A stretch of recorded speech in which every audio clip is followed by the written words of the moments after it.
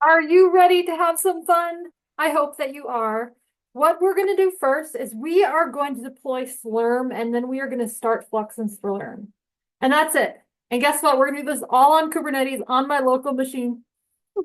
So by the way, we're going to be using something called the Slurm Operator, which is an operator for Slurm and Kubernetes that I made probably about a year or more before there was like the Sunk thing, definitely before there was the Slinky thing. I'm not saying those aren't great, but like the idea of deploying an HPC workload manager in Kubernetes, it's really not that hard. Okay, so what we just did, I have this kind config. So for those that don't know, kind is Kubernetes in Docker, and you're basically running a Kubernetes cluster on your local machine. I like to create it from a config, which looks like this. And the reason is just because I like to add more nodes. So for example, when I do kubctl get nodes here, we have 4 nodes in a control plane. By the way, some clouds don't actually show you your control plane, so you don't actually get to access it and see it. But with kind, you absolutely do. Okay, so we have our cluster. I did that just with kind create cluster, config, kind config. We are now going to open up the README, and I'm going to show this to you because this is something that you can find online. So the first thing we did, we followed this instruction here. We're now going to install JobSet. So JobSet is an abstraction in Kubernetes. And what this makes it easy to do is create logic for sets of jobs. So let me step back. A job in Kubernetes is something that is native to the Kubernetes API. This was developed by the Batch Working Group years ago. I want to say like 2019-20, but someone needs to check me on that. And it's basically an abstraction. So if you go back to in Kubernetes land, Kubernetes is meant for running services. So you have things that don't really have states like completed. And so job was really this first abstraction that came that would have states like, I want this thing to start running, to like do some work, and then to complete. And it absolutely coincides with this need to run, AI workloads and things that complete, because as funny as it sounds, like in Kubernetes, when you're running like your Nginx server, you'd never really had the need for it to complete. So first we had job, and then when it became very apparent that we wanted to do interesting things with groups of jobs, actually they're called replicated jobs in JobSet, maybe also add some network in there. That's when we created JobSet. So all I did here is I installed the controller for JobSet. That's what you do here. We're using a fairly new release. So now we are going to install the Slurm operator. So this is an operator that I made that runs our Slurm. We're going to look at logs. So this is the traditional way that you want to look at, an operator, make sure it's running, is to look at its logs. So we'll go like that. If you've never seen it before, this is normally what a kind of healthy operator will look like. For Kubernetes, if you want to add an F, it will leave it hanging. So you could like open that in the terminal and be like, I'm like a big badass HPC person with all my logs are streaming. Like I do that all the time. I don't know if you do. I hope so, because it's pretty fun. We're actually not going to do it now because we don't need to watch the logs. Okay, so we are now going to create a Slurm cluster in Kubernetes. But first, let me show you what the spec for that looks like. So actually, this spec here doesn't need anything except for the size. So this part here, where it says like node and commands, I could totally delete that. And all I would need to do is be like, okay, make me a kind slurm. So that's the kind that the operator exposes. I'm going to call it slurm sample because I'm a very creative person and that seems like a good name. And I want it to be size 6. And so for my operator, this number 6 coincides with one controller login and then 5 workers, and the daemon and database are not counted there. So this extra commands thing here, this is what I'm adding. And so I created a tool called flux-gen. Can you guess what flux-gen does? Flux-gen generates an install script for Flux. And so we've had many iterations over the years of like building and installing Flux. Like my first experience with building Flux was like really complex, like really long, and like CMake and auto tools. And because we have packages on conda-forage now, it comes down to a conda install. And so these scripts are very simple. What they're basically going to do, well, actually there's 2 things. It comes down to a conda install, but then the configuration, and it's configuration that might take some extra Dinosaur expertise to kind of get the details just like you want them. So I was like, how can I make this easier for people?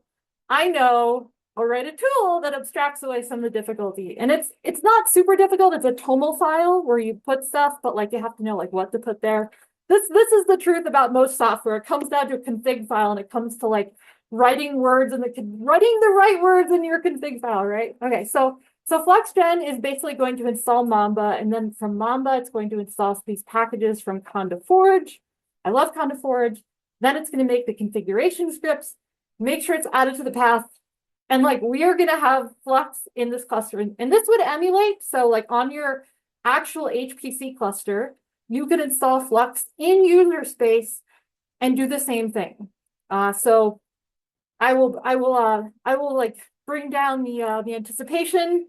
We are going to basically run Flux in user space under a Slurm allocation. It's going to be that dumb. Anyway, so let's make our Slurm cluster. I probably should have done this before I started talking for 20 minutes because we have to actually like pull the containers. That's probably going to take a while. So one little trick. So I used to be the person that would just keep issuing this command for like 20 minutes. Like, okay. And you could technically also do like watch, not spelled like that, spelled like that. But guess what? There is the equivalent watch command here, so you can actually watch it. And oh, looks like our database is running. That's good. Okay, so this is going to, so let me actually show you what it means to look at logs. So if you're not familiar with Kubernetes, you don't just, list your pods. So to kind of step back, each of these is a pod. One pod will be running one thing in this case. I mean, you can have a pod with multiple containers, but in this case, we have like one pod is a control, one is the database, one is the worker. It's kind of abstracted on your computer because we're using containers in a for realsies cluster on a cloud. You would actually have the mapping of one pod per node. On your computer, that's like one node, right? I think I just have one server here, so we're not going to do that. Let me quickly show you. So desktop code, flux-gen tutorial, and then flux in Slurm. We're running. So actually, I think the next thing in this log is actually to show you what the logs look like. We created our cluster. We waited until they're running. See, I like to follow my own instructions too. The secret to writing like documentation and stuff is that you're really writing it for yourself, because you tomorrow and you definitely you next year, but maybe you tomorrow will absolutely not remember what you did and you need to come back. So let's follow the instructions. So we're going to look at kubctl logs and then Slurm sample. What do we want to look at here? The database. Actually, that's not the database. This one. What are you doing, Mr. Database? Okay, so Mr. Database container is installing conda. That's interesting. So let's see, let's look at, I guess they'd all be installing conda right now. So yeah, I guess we can watch this. Let's watch this. This actually has nothing to do with Slurm. This is that little snippet of code that's running. That's basically going to be installing Mamba. Does anyone remember Mambo number 5? Does that really date me in terms of how old I am? Mambo number 5. Okay, so we're installing Mamba, and then we're going to be installing Flux. Yep, there you go, transaction finished.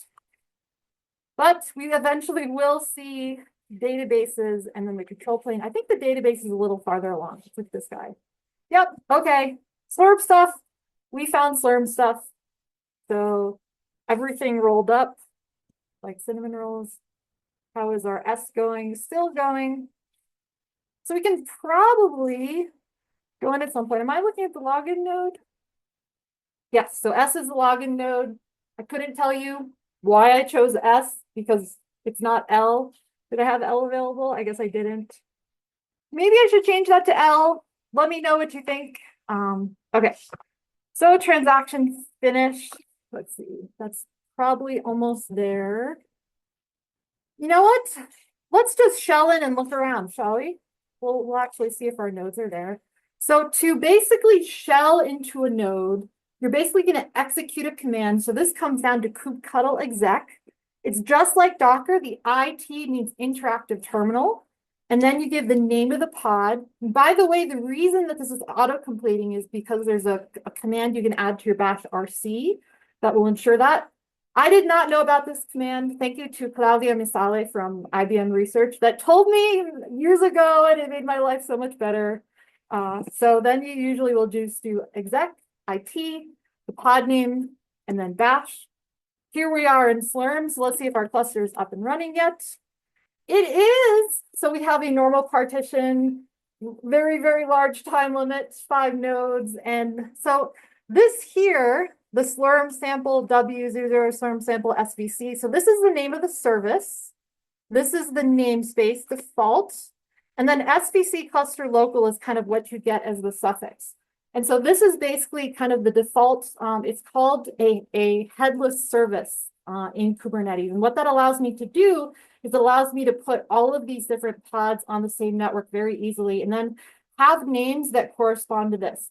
And I'll tell you with JobSet, JobSet is going to make this name slightly longer than if you just didn't use JobSet and you manually made it on your own. And that's why I prefer making it on my own, but I still think JobSet is pretty good. Okay, so we're going to deploy Flux now. So which is Flux even on the path? No, I don't have it on the path, but I think we're probably going to. So actually, let's ask for a Slurm allocation. Watch me use Slurm. Let's do 2 nodes. Well, so now we're pretending that we just logged into our HPC cluster, and I'm a user. So I'm going to be like, okay, I want my allocation.